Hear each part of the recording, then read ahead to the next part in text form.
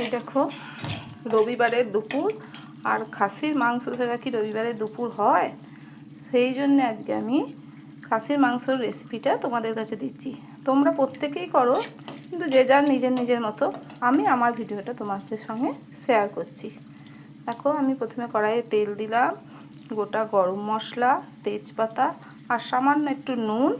এই দেখো এবার পেঁয়াজটা দিলাম, পেঁয়াজটা দিয়ে এবার পেঁয়াজটাকে একটু ভেজে নিই, তারপরে তো তোমাদের এক এক করে আমি দেখাচ্ছি।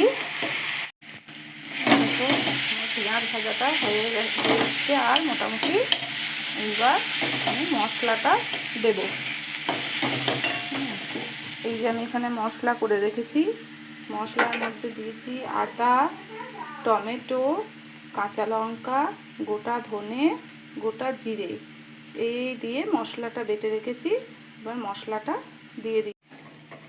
দেখো মশলাটা দিয়ে দিলাম, এবার মশলাটা ভালো করে কষিয়ে নিচ্ছি। মশলাটা কষতে থাকুক। কি মশলাটার কালার কেমন এসছে? তোমাদের পছন্দ এরকম কালার? আর আমার ঘরে একটু আঁশ নিরামিষের ব্যাপার আছে, যার জন্য বারবার আমাকে হাত ধুতে হচ্ছে আর একবার করে করতে হচ্ছে। মশলাটা করতে থাকি আর তোমরা দেখতে থাকো।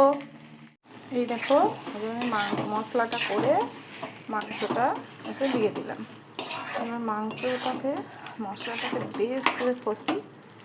আর আমি কিন্তু শুকনো লঙ্কা ব্যবহার করি না, কারণ আমি গ্যাস্ট্রিকের রুগী, সেই জন্য আমি শুকনো লঙ্কাটা একদম খাই না, কাঁচা লঙ্কাই ব্যবহার করছি। আর তোমরা তো দেখতে পেয়েছো তেল আমি কেমন করে কত অল্প দিয়েছি, অল্প তেলেই আমি রান্না করি।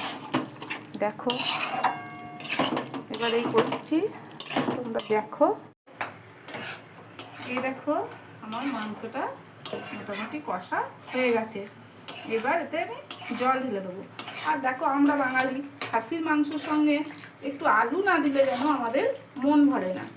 আর এরই সঙ্গে তোমাদের একটা ছোট্ট টিপস আমি শেয়ার করে দিচ্ছি। মাংস মোটামুটি 70% সেদ্ধ হয়ে যাবে, তারপরে তোমরা নুন দেবে। আগে থেকে কিন্তু নুনটা দিও না, ঠিক আছে? আবার গ্যাসের দামও বেড়ে গিয়েছে, তার জন্য গ্যাসটা বাঁচাতে মাংসটা সেদ্ধ করতে আমি এটাকে আবার কুকারে দেবো, ঠিক আছে?